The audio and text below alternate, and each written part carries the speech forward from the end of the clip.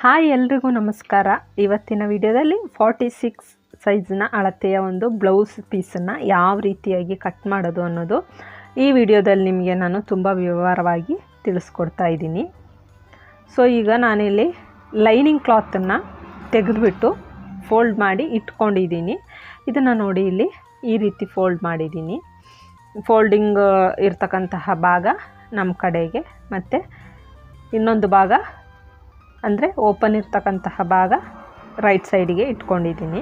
ಈಗ ಕಟ್ಟಿಂಗನ್ನು ಯಾವ ರೀತಿ ಮಾಡೋದು ನೋಡೋಣ.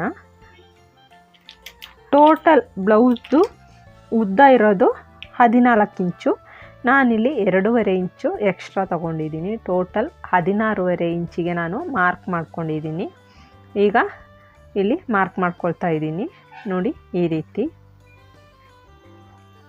46 ಅಳತೆ ಆದ್ರೂ ಕೂಡ ನಾನಿಲ್ಲಿ ಭುಜದ ಅಳತೆ ತೊಗೊಂಡು ನಾನಿಲ್ಲಿ ಮಾರ್ಕ್ ಮಾಡ್ಕೊಳ್ತಾ ಇಲ್ಲ. ಯಾಕೆ ಅಂತ ಹೇಳಿದ್ರೆ ಫ್ರಂಟ್ ಮತ್ತು ಬ್ಯಾಕ್ ಡೀಪ್ ಇರೋ ಕಾರಣಕ್ಕೆ ಸಾಧಾರಣ ಕೆಲವೊಂದು ಅಳತೆದು ಬ್ಲೌಸ್ಗಳಿಗೆ ತಗೊಳ್ಳಿಕ್ಕಾಗಲ್ಲ. ಲೋ ನೆಕ್ ಇರೋದಕ್ಕೆ. ಹೈ ನೆಕ್ ಇದ್ದರೆ ಮಾತ್ರ ನಾವೊಂದು ಭುಜದ ಅಳತೆ ತಗೊಂಡು ಅದನ್ನು ಕಟ್ ಮಾಡ್ಕೊಬೋದು. ಇಲ್ಲಿ ನೋಡಿ ನಾನು ಹಾಗೆಯೇ 6.5 ಇಂಚಿಗೆ ಮಾರ್ಕನ್ನು ಹಾಕ್ಕೊಂಡಿದ್ದೀನಿ.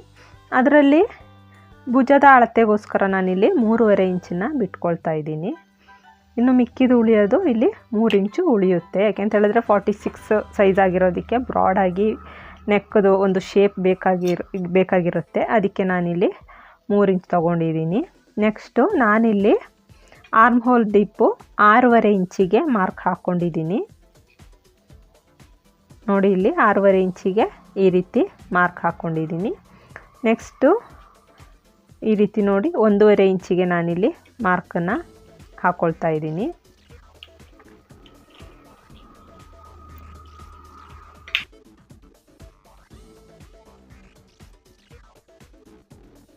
ಆರ್ಮ್ ಹೋಲ್ ಶೇಪನ್ನು ಕೊಟ್ಕೊಂಡಾಗಿದೆ. ನೆಕ್ಸ್ಟ್ ಈಗ ಫ್ರಂಟ್ ಡೀಪ್ ಎಷ್ಟಿದೆ ಅಂತ ನೋಡೋಣ. ಇಲ್ಲಿ ನಾನು 7 ಇಂಚಿಗೆ ಮಾರ್ಕ್ ಹಾಕ್ಕೊಂಡಿದ್ದೀನಿ. ಟೋಟಲ್ ಇರೋದು ಅಂದರೆ ರೆಡಿ ಬೇಕಾಗಿರೋದು 6.5 ಇಂಚು. ನಾನಿಲ್ಲಿ ಅರ್ಧ ಇಂಚ್ ಎಕ್ಸ್ಟ್ರಾ ಸೇರಿಸ್ಕೊಂಡು 7 ಇಂಚಿಗೆ ಮಾರ್ಕನ್ನು ಹಾಕ್ಕೊಂಡು ಇಲ್ಲಿ ಶೇಪನ್ನು ಕೊಟ್ಕೊಳ್ತಾ ಇದ್ದೀನಿ. ನಿಮ್ಮ ಒಂದು ಬ್ಲೌಸ್ಗೆ ಯಾವ ಒಂದು ಅಳತೆ ಇರುತ್ತೋ ಅಂತಂದರೆ 6 ಇಂಚು 7 ಇಂಚು ಈ ರೀತಿ ಎಲ್ಲ ಇರುತ್ತೆ. ಅದಕ್ಕೆ ನೀವು ಕರೆಕ್ಟಾಗಿ ಅಳತೆ ಇಟ್ಕೊಂಡು ಮಾರ್ಕ್ ಹಾಕ್ಕೊಳ್ಳಿ. ಇಲ್ಲಿ ನಾನು ಈಗ ನೋಡಿ ಕೆಳಗಡೆ ಪಟ್ಟಿದು ಅಳತೆ ತಗೊಳ್ತಿದ್ದೀನಿ. ನೋಡಿ ಇಲ್ಲಿ 4.5 ಇಂಚು ತಗೊಂಡು ಇಲ್ಲಿಂದ ಇಲ್ಲಿಗೆ 3.5 ಇಂಚನ್ನು ನಾನಿಲ್ಲಿ ತೊಗೊಂಡಿದ್ದೀನಿ. ನೆಕ್ಸ್ಟು 3 ಇಂಚನ್ನು ತಗೊಳ್ತಾ ಇದ್ದೀನಿ.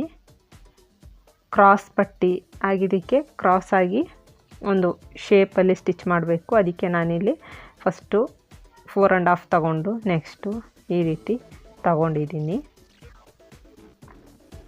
ನೋಡಿ ಇಲ್ಲಿ ಈ ರೀತಿ ಮಾರ್ಕ್ ಹಾಕ್ಕೊಳ್ತಾ ಇದ್ದೀನಿ.